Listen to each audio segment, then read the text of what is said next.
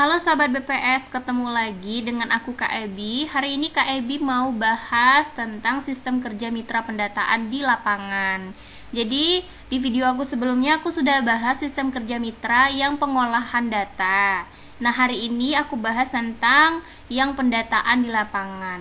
Karena masih banyak teman-teman di YouTube ya yang menanyakan di kolom komentar tentang sistem kerjanya itu seperti apa. Semoga aja video kali ini membantu kalian untuk jelas ya gimana sih sistem kerja mitra di lapangan. Oke.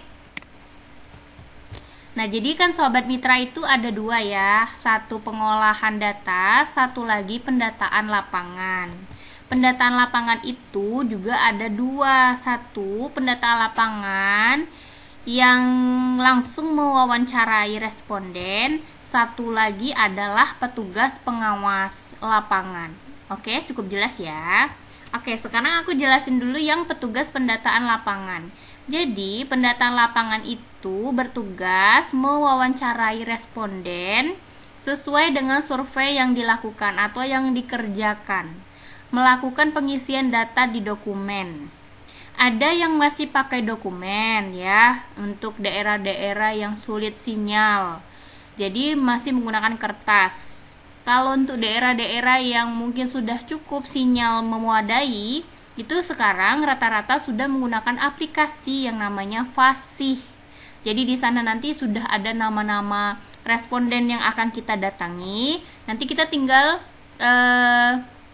mengisi data sesuai nama yang sudah kita kunjungi, seperti itu. Kemudian kita juga punya tugas ya sebagai pendataan lapangan itu memetakan wilayah kerja kita. Kalian misalnya dapat dokumennya dalam bentuk RT, SLS, atau dalam bentuk blok. Makanya kalau dalam bentuk RT ya seluruh peta yang kita dapat itu kita harus kerjakan per RT. Tapi kalau misalnya kalian dapat peta dalam bentuk blok, walaupun mungkin di luar blok masih RT yang sama, maka kita cukup mengerjakan yang di dalam blok itu saja. Jadi memetakan wilayah itu kayak menelusuri batas wilayah kerja kalian agar yang di luar batas wilayah itu tidak kita data juga. Jadi nanti khawatirnya terdata double atau kita jadi kayak pekerjaannya lebih banyak padahal wilayah kita itu sudah ditentukan seperti itu. Oke? Nah, kalau petugas pengawas lapangan itu bagaimana?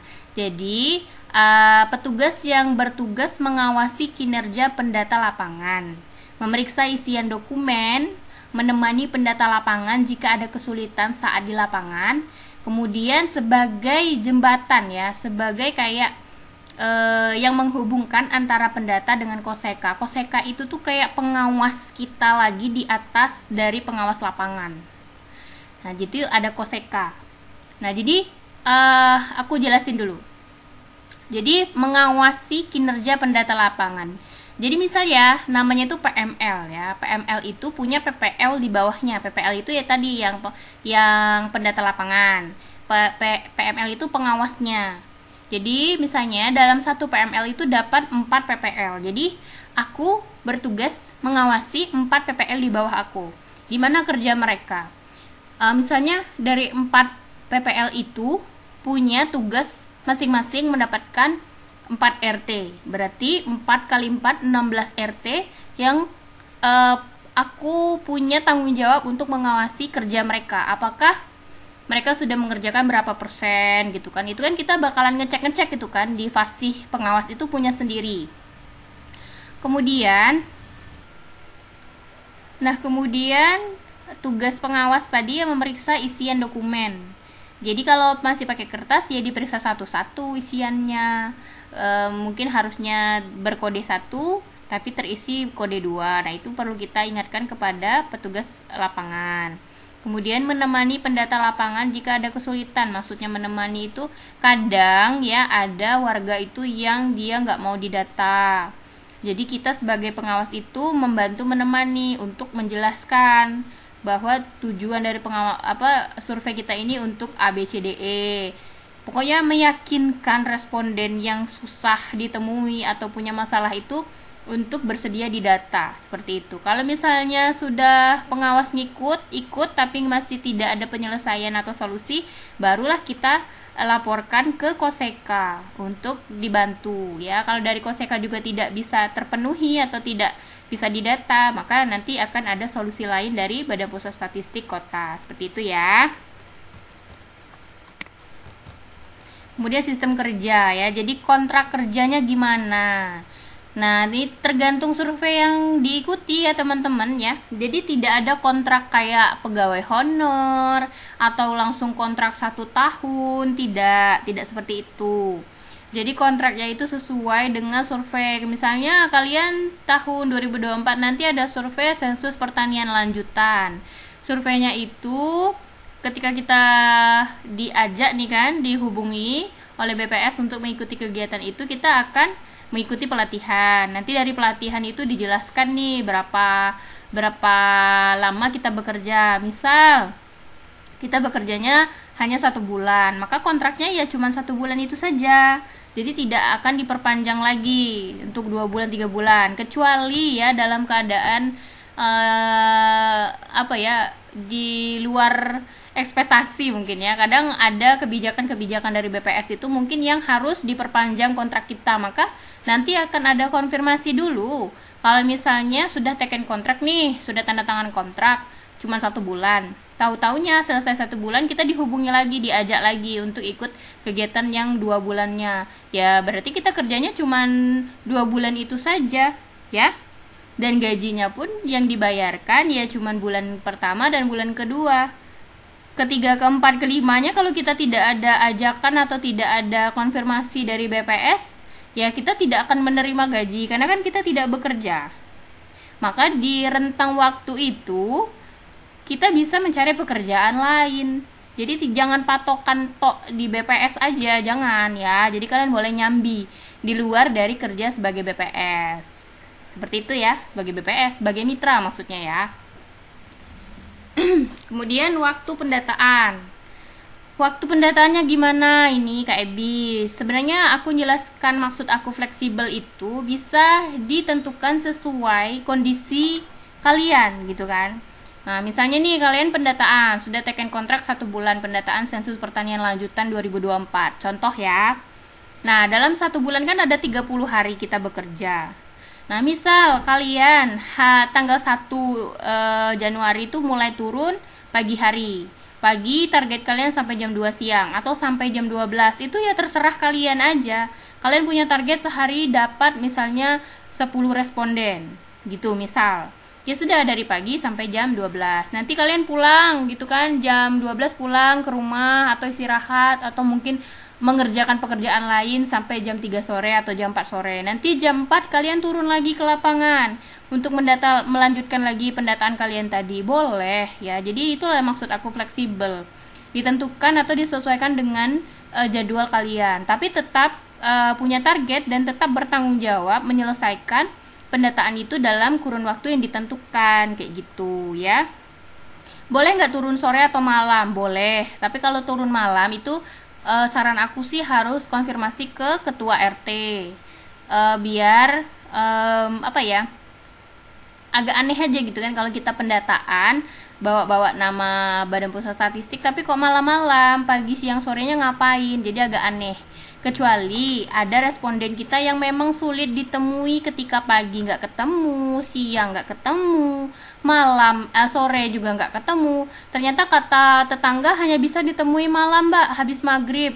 Nah kalau kayak gitu ya boleh-boleh saja. Tapi kita konfirmasi dulu ya ke ketua RT, bapak ibu misalnya untuk pemberitahuan kami mau ke rumah bapak si A untuk pendataan gitu kan. Jadi mungkin ketua RT bisa informasikan ke grup RT atau mungkin setidaknya ketua RT mengetahui seperti itu ya. Nah, gimana dengan harinya? Bebas, boleh setiap hari, boleh di jeda-jeda. Misal tanggal 1 tadi turun, tanggal 2 istirahat dulu, tanggal 3, tanggal 4 turun, tanggal 5 istirahat. Mungkin kalian hari Sabtu Minggu ada undangan, boleh kalian ke undangan dulu, selesai undangan kalian baru mendata lagi, ya silahkan aja. Ya, jadi boleh. Yang penting target pendataan kalian itu selesai sesuai dengan kontrak kerja. Saya 30 hari ya sudah harus selesai, tidak ada perpanjangan lagi. Kayak gitu ya. Kemudian gaji, ya tadi udah aku bahas. Gaji itu per survei atau per sensus atau per dokumen. Ya kalau kalian dapatnya per dokumen ya dibayarkan per dokumen. Harga setiap dokumennya itu beda-beda teman-teman ya. Mulai dari harga 25.000 sampai 50, 60 ya tergantung yang diikuti. Kemudian kalau tergantung sensus sama tadi ya, bisa kalau sensus pertanian, sensus penduduk ya 2 juta sampai 4 juta, kadang ada yang lebih dari segitu ada. Tapi ya cuma sebulan itu dapat 4 juta misalnya. Nanti bulan depan kalau kita nggak ada diajak lagi untuk kegiatan BPS ya tidak ada, cuma 4 juta itu sekali dapat saja. Jadi kalau selama 1 tahun penuh, sepanjang 1 tahun itu kita hanya mengikuti sekali kegiatan BPS misalnya di bulan Januari, ya udah gajinya Januari aja. Februari, Maret sampai Desember kita tidak ada dapat gaji karena tidak mengikuti kegiatan BPS. Jadi selama Februari sampai Desember itu kalian mau mengisi waktu luang kalian dengan mencari pekerjaan lain ya silahkan, monggo. Tapi ketika sewaktu-waktu dihubungi nih sama orang BPS untuk ikut kegiatan dari BPS, ya tetap ada pilihan kalian menolak atau mengikuti, seperti itu. Mungkin kalau menolak ya karena kalian terikat kontrak tempat lain. Kalau kalian bisa mengikuti, mungkin kalian bisa mengatur jadwal kerja kalian dengan jadwal di BPS. Ya boleh saja, silahkan ya.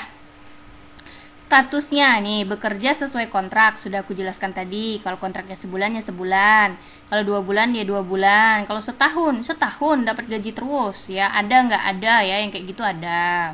Kemudian statusnya di sini mitra ya, bukan ASN, bukan PNS, bukan pegawai honor, bukan. Jadi kalimatnya tuh hanya mitra. Jadi di kita bekerja tuh saat ada kegiatan saja. Ya, jadi tidak setiap bulan kita terima gaji, itu tidak.